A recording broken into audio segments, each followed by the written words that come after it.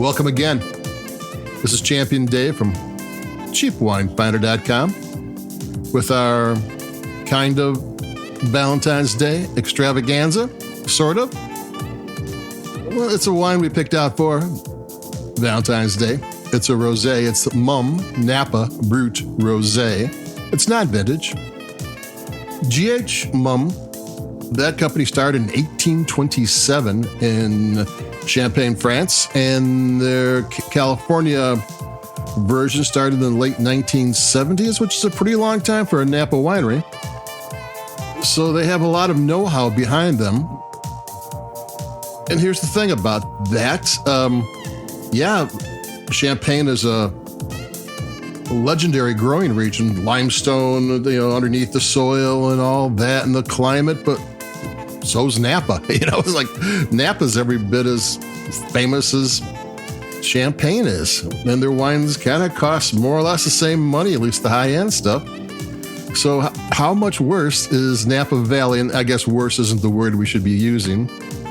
But this is a wine, I think it lists for $24, and I found it for $15 because of Valentine's Day. I mean, they sell most of their sparkling wines in the United States, the majority of them in November, December. And then you got Valentine's Day. And then there's not really any big sparkling wine occasions till we get into the wedding season. And then you got to wait till November, December again. And not that there's never a time for bubbly. As far as I'm concerned, it's always a time for bubbly. But this is a time where they sell a lot of it, where you're going to see cases stacked up and really good prices on thing. And $15 for Mumm Napa Valley Brut Rosé, and it's a non-vintage wine. They have higher-end offerings and what have you. This has been 18 months. Second fermentation is 18 months in bottle, which is the minimum in Champagne. And as you'd expect, since they're part of they came from our GH Mumm, you'd expect them to be using their rules and regulations and their know-how.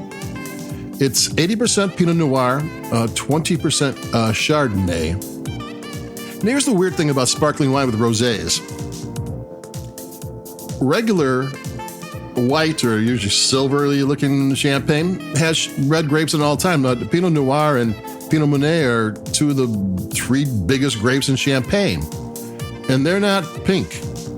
So what happens to make it pink is when they're done making the wine, and it's the same color as regular Champagne, and when they add a little bit of dry Pinot Noir to each bottle to give it a color. They have it measured out exactly, and it's it's good Pinot Noir. They're not putting the bad stuff in there.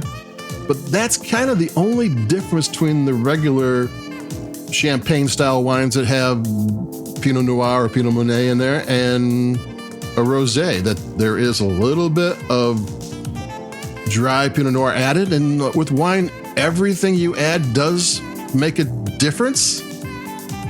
But, a rosé isn't that much difference. It's more like a color choice than it is a flavor choice. I'm going to take a sip.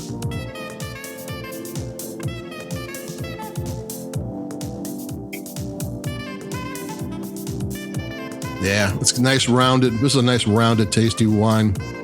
One thing that Mumm does that's a little bit different is while most of their first fermentation is aged in stainless steel, a little bit of it is done in oak barrel. And that's going to add a little bit of creaminess to the wine, a little bit of spice to the wine. So that's going to be, but not a lot, just enough. And like I said before, everything you do to wine changes the flavor. So this is going to have a little bit of that little secret sauce that Mumm's does. And as I'm drinking this, I wrote the wine review, and it's been an hour, since I did that, and I'm still drinking. The wine's open, and it gets better as it goes along. That's one thing about sparkling wine, champagne stuff. It could be a little acidic when you first get it, and it kind of affects the flavor. And then after a while, it starts to calm itself down, and the flavors start to round off and become delicious. Not that it was ever not delicious.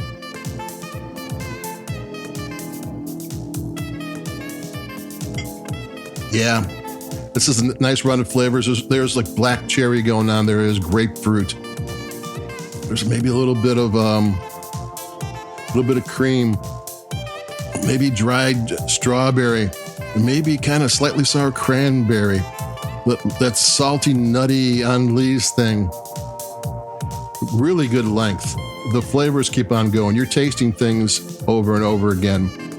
I know really good wines kind of have placements on your palate. In the back of my tongue, I can feel it. I feel the acidity.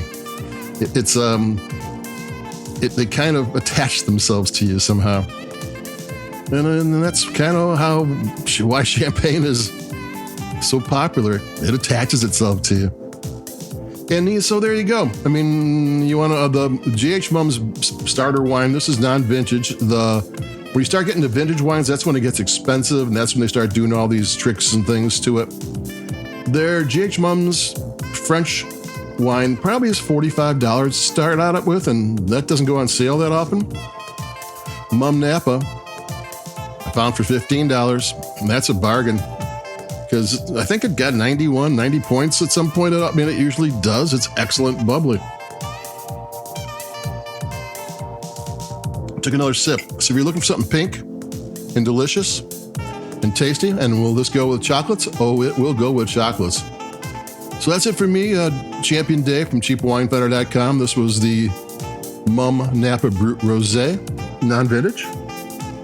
Like us, we like your podcast, and we have some. I think I'm going back to Trader Joe's for some reserve wines because they were kicking it last year, and I hope they are this year. So, adios, keep it cheap, and bye-bye.